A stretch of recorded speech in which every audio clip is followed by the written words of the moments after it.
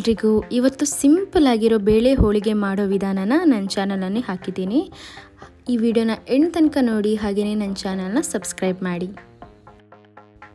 ಮೊದಲಿಗೆ ಒಂದು ಪ್ಲೇಟಲ್ಲಿ ನಾನು 3 ಕಪ್ಪಷ್ಟು ಮೈದಾನ ತಗೊಂಡಿದ್ದೀನಿ. ಈ ಮೈದಾನ ಈಗ ಸ್ವಲ್ಪ ಸ್ವಲ್ಪ ಆಗಿ ನೀರು ಹಾಕಿ ಮಿಕ್ಸ್ ಮಾಡುವ. ಒಮ್ಮೆಲೆ ಎಲ್ಲ ನೀರನ್ನು ಹಾಕಬಾರ್ದು, ಯಾಕಂತ ಹೇಳಿದರೆ ತೆಳುವಾದರೆ ತುಂಬ ಕಷ್ಟ ಆಗ್ತದೆ.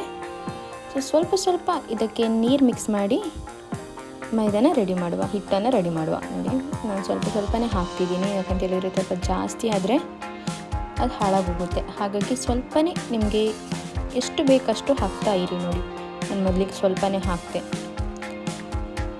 ಈ ಥರ ನಿಮಗೆ ಎಷ್ಟು ಬೇಕಂತ ನೋಡಿಕೊಂಡು ಮಾಡಿದರೆ ಹಿಟ್ಟು ಚೆನ್ನಾಗಿ ಕಲಿಸ್ಬೋದು. ಇನ್ನು ಸ್ವಲ್ಪ ನೀರು ತಗೊಳ್ತಿದ್ದೀನಿ ನಾನು, ಯಾಕಂತ ಹೇಳಿದರೆ ನನಗೆ ನೀರು ಸಾಕಾಗಲಿಲ್ಲ.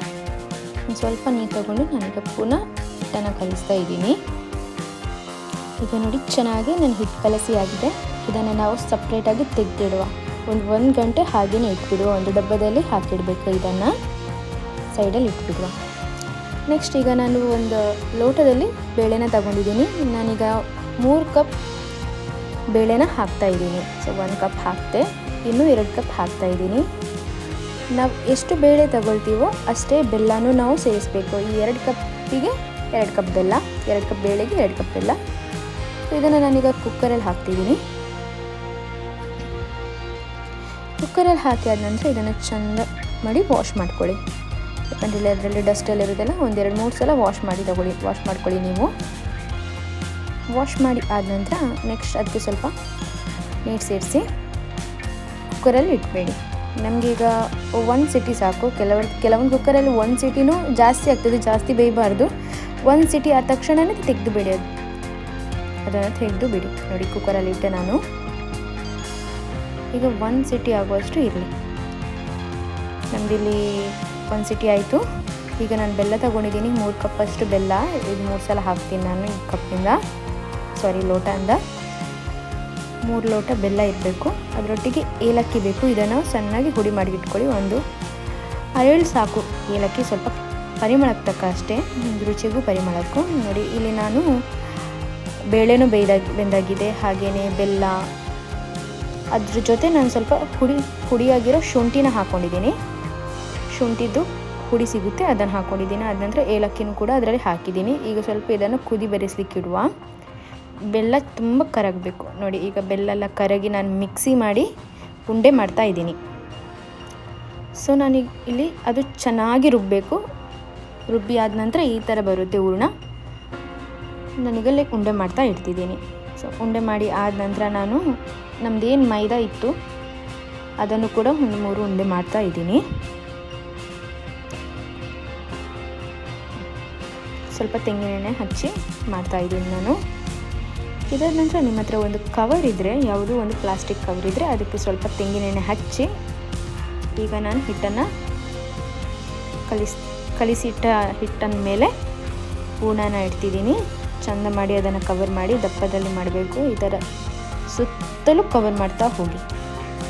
ಎಲ್ಲೂ ಗ್ಯಾಪ್ ಇರಬಾರ್ದು. ಗ್ಯಾಪ್ ಇಟ್ಟ ಕೂಡಲೇ ಅದು ಒಡೆದೋಗುತ್ತೆ. ನಾವು ತಟ್ಟಿದ ಕೂಡಲೇ ಓಪನ್ ಆಗಿಬಿಡುತ್ತೆ. ಸೊ ಏನಿಲ್ಲ, ಎಕ್ಸ್ಟ್ರಾಸ್ ಏನಿದೆ ಅದನ್ನು ನಾವು ಇಲ್ಲಿ ತೆಗೆದು ಸಪ್ರೇಟಾಗಿ ಇಟ್ಬಿಡಿ. ಅದು ಎಕ್ಸ್ಟ್ರಾಸ್ ಇಲ್ಲ ಅಂದರೆ ಅದು ದಪ್ಪ ಆಗಿಬಿಡುತ್ತೆ. ಇನ್ನೊಮ್ಮೆ ನೋಡಿ, ಚೆನ್ನಾಗಿ ರೌಂಡ್ ಮಾಡ್ಕೊಳ್ಳಿ. ಮಾಡಿ ಆದ ನಂತರ ಕೈಯಲ್ಲೇ ಸ್ವಲ್ಪ ತಟ್ಟಿ ಆದ ನಂತರ ನಾವು ಸೈಡಲ್ಲಿ ಏನು ಸ್ವಲ್ಪ ತೆಂಗಿನೆಣ್ಣೆ ಕೂಡ ಹಚ್ಚಬೇಕು. ಅಂಟ್ಕೋಬಾರ್ದಲ್ವ ಇನ್ನೊಂದು ಪ್ಲಾಸ್ಟಿಕ್ಕಿಗೆ. ಹಾಗಾಗಿ ಸ್ವಲ್ಪ ತೆಂಗಿನೆಣ್ಣೆನೂ ಹಚ್ತಿದ್ದೀನಿ ನಾನಿಲ್ಲಿ. ತೆಂಗಿನೆಣ್ಣೆ ಎಣ್ಣೆ ಯಾವುದು ಓಕೆ, ತೆಂಗಿನೆಣ್ಣೆನೇ ಆಗಬೇಕಂತ ಏನಿಲ್ಲ, ಎಣ್ಣೆ ಯಾವುದಿದ್ರೂ ಓಕೆ. ಸೊ ನಾನೀಗ ಎಣ್ಣೆನ ಹಚ್ಚಿ ಈಗ ನೆಕ್ಸ್ಟ್ ಸೈಡಲ್ಲಿರೋ ಕವರ್ ಏನಿದೆ ಅದನ್ನು ಮುಚ್ತಿದ್ದೀನಿ. ಯಾಕಂತ ಹೇಳಿದರೆ ಕೈಗೆ ಅಂಟಬಾರ್ದು. ಕೈಯಲ್ಲೇ ನೀವು ಮಾಡ್ಬೋದು. ರೌಂಡಾಗಿ ಚೆನ್ನಾಗಿ ಬರುತ್ತೆ ಕೈಯಲ್ಲೇ ಮಾಡಿದರೆ. ಈ ಥರ ರೌಂಡಾಗಿ ಮಾಡ್ಕೊಳ್ಳಿ. ಫಸ್ಟ್ ಟೈಮ್ ಮಾಡೋದಾದರೆ ರೌಂಡ್ ಬರೋದಿಲ್ಲ. ನಂದು ಹೋಗಿ ಬಂದಿಲ್ಲ ರೌಂಡು. ಫಸ್ಟ್ ಟೈಮ್ ಮಾಡುವಾಗ ರೌಂಡ್ ಏನು ಬಂದಿಲ್ಲ. ಸೊ ಯಾವ ಶೇಪು ಓಕೆ, ತಿಂದರೆ ಆಯಿತು ತಾನೇ. ಸೊ ಚೆನ್ನಾಗಿ ಶೇಪ್ ಮಾಡ್ಕೊಳ್ಳಿ. ರೌಂಡ್ ಮಾಡ್ಕೊಳ್ಳಿ. ನೋಡಿ, ಈಗ ಒಂದು ತವದಲ್ಲಿ ಸ್ವಲ್ಪ ಎಣ್ಣೆ ಹಾಕಿ ಎಣ್ಣೆನ ಸ್ವಲ್ಪ ಹಚ್ಚಿ ಆದ ನಂತರ ಇದನ್ನು ಹಾಕಿ ಹೋಳಿಗೆನ ಅದ್ಮೇಲೆ ಹಾಕಿಬಿಡಿ. ಚೆನ್ನಾಗಿ ಕಾಯಬೇಕು. 2 ಬದಿನೂ ಚೆನ್ನಾಗಿ ಕಾಯಬೇಕು. ನೋಡಿ, ನಮ್ಮ ಹೋಳಿಗೆ ಈಗ ರೆಡಿಯಾಗಿದೆ. ಸರ್ವ್ ಮಾಡೋಕ್ಕೆ ರೆಡಿಯಾಗಿದೆ ನೋಡಿ. ಇನ್ನೊಂದು ಹೋಳಿಗೆ ಹಾಕಿದ್ದೀನಿ, ಇನ್ನೊಂದು ಹೋಳಿಗೆ ಕಾಯಿಸ್ತಾ ಇದ್ದೀನಿ. ಆಚೆ ನೋಡ್ತಾ ಇರಿ, ಜಾಸ್ತಿ ಕಾಯ್ಲಿಕ್ಕೆ ಬಿಡಬೇಡಿ. ಸೊ ಈಗ ನಮ್ಮ ಹೋಳಿಗೆ ರೆಡಿಯಾಗಿದೆ. ಇದನ್ನು ತುಪ್ಪದ ಜೊತೆ ನೆನೆಸ್ಕೊಂಡು ತಿಂದರೆ ತುಂಬ ಚೆನ್ನಾಗಿರುತ್ತೆ. ಹಾಗೆ ನೀವು ಮನೇಲಿ ಟ್ರೈ ಮಾಡಿ. Thank you for watching my video.